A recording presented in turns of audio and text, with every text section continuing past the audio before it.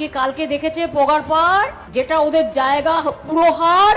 93% মানুষ ভোট দিয়েছে, মানে এসআইআর এর অত্যাচারের বিরুদ্ধে নিজের অধিকার রক্ষার ভোট দিয়েছে।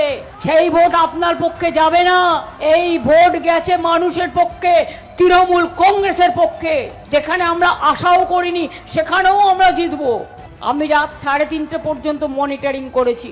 মালদার ইভিএম মেশিন পৌঁছেছে রাত্রি 3:30। আমি আমার নির্বাচনের আগে তো কাউন্টিং এজেন্টদের নিয়ে মিটিং করবই। এরা নন্দীগ্রামে কি করেছিল জানেন? আমি জিতে যাওয়ার পরেও ডিক্লেয়ার করে দিল, আপনাদের মনে আছে ইলেকশন কমিশন ডিক্লেয়ার করে দিল, তারপরে কম্পিউটারে উল্টো নাম্বার লোড করলো।